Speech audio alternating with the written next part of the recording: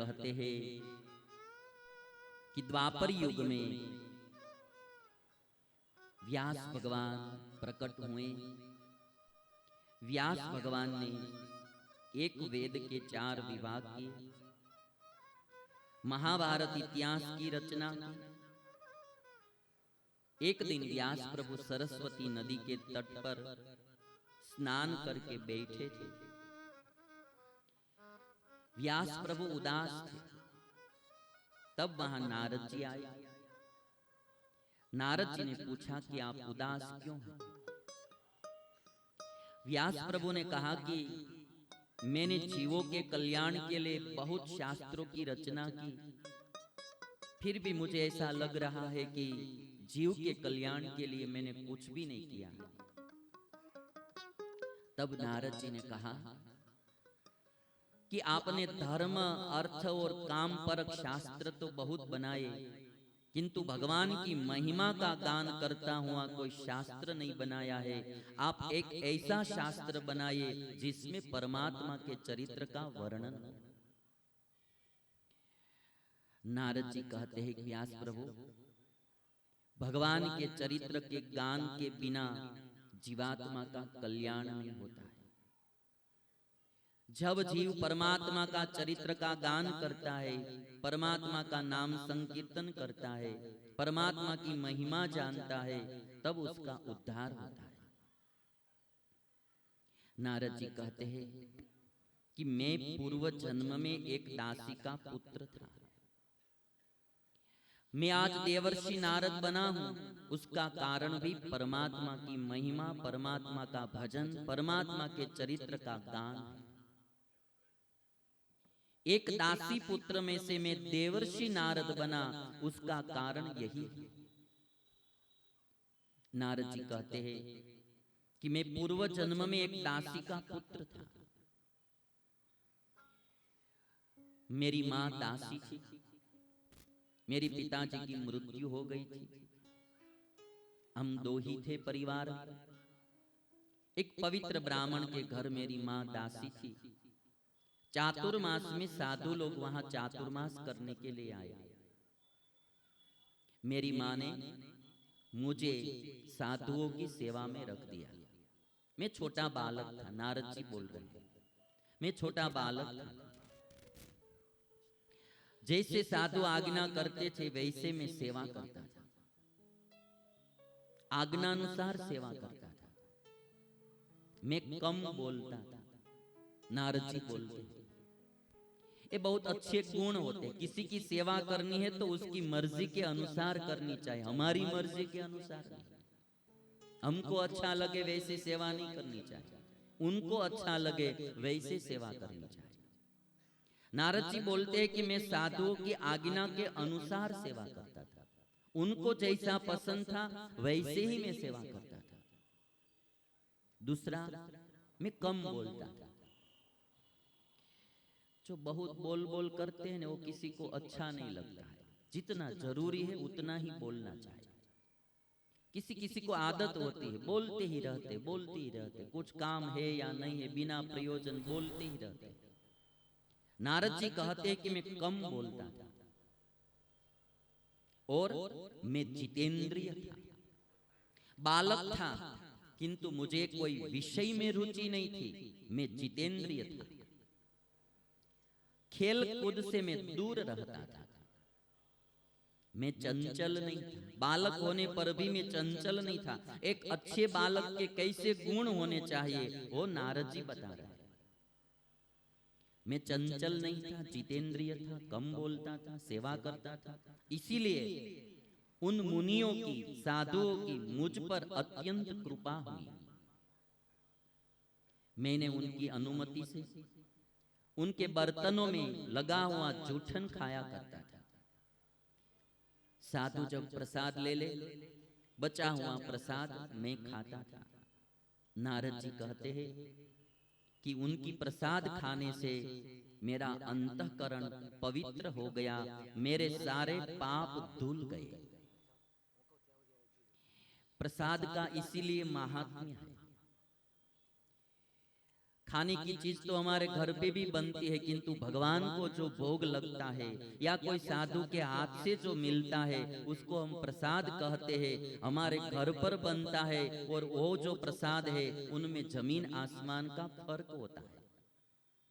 नारद जी कहते हैं कि साधुओं की प्रसाद का भोग करने से मेरा अंतःकरण शुद्ध हुआ, मेरे सब पाप धुल गए। उनकी सेवा करते करते मेरा हृदय शुद्ध हो गया। उनके अनुग्रह से श्री कृष्ण की मनोहर कथाएं मैं सुना करता था। मैं संतों के पास बैठता था, वे मुझे भगवान कृष्ण की कथा सुनाते थे, मैं बालक कथा सुनता रहता था। अतः मुझे भगवान में अभिरुचि हो गई, भगवान में प्रीति हो गई। और चातुर्मास जब पूर्ण हुआ तो साधु लोग विदाई लेकर चल पड़े। मैंने संतों से कहा कि मुझे भी साथ में ले चलो। साधुओं ने कहा कि आपकी माता का इकलौता बेटा है, आप हमारे साथ आएंगे तो तुम्हारी माता की रक्षा या सेवा कौन करेंगे, इसलिए आप घर पे ही रहो। साधु लोग चले गए। व्यास भगवान पूछते हैं नारद जी से कि साधु लोग चले गए, बाद में आपने क्या किया। नारद जी कहते हैं कि मेरी माता का मैं इकलौता लड़का था, मैं 5 वर्ष का बालक था। मेरी माँ मुझ में स्नेह पास से बंधी हुई थी, मैं उनको छोड़कर जा नहीं सकता था। एक दिन मेरी माँ गाय दूहने के लिए गई और माँ को सर्प ने डस लिया, मेरी माँ की मृत्यु हो गई। नारद जी कहते हैं कि व्यास प्रभु, एक ही बंधन था वो छूटा और मैं उत्तर दिशा की ओर चल पड़ा। घोर गहन जंगल में पीपल के वृक्ष के नीचे बैठकर मैं भगवान का ध्यान करने लगा। भगवत प्रेम से नेत्रों में आंसू छलक आए और प्रभु ने, मैं आंख मूंदकर परमात्मा का ध्यान कर रहा था, भगवान झलक दिखलाकर अदृश्य हो गए। फिर मैंने परमात्मा की मूर्ति देखने का प्रयास किया, किंतु कुछ दिखाई नहीं दिया, अंधेरा ही अंधेरा छा गया। मैंने आकुल व्याकुल होकर मेरे नेत्र खोल दिए, बाहर देखा तो भी कहीं भगवान दिखाई नहीं दिए।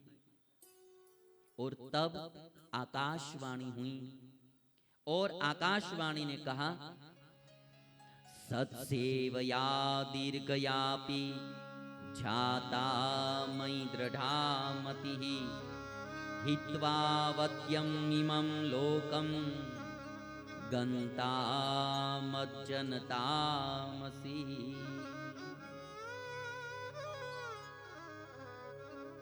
आकाशवाणी ने कहा कि बेटा, तुमने जो साधु की थोड़ी सेवा की थी ने, उसके पुण्य प्रताप से आज तुम्हें थोड़ा सा मेरा दर्शन हुआ। अभी तुम परिपक्व योगी नहीं हो, अब परमात्मा का भजन करो, तप करो, परिपक्व योगी को ही परमात्मा दर्शन देते हैं। सत्सेवया दीर्घयापि जाता मयि दृढ़ा मति।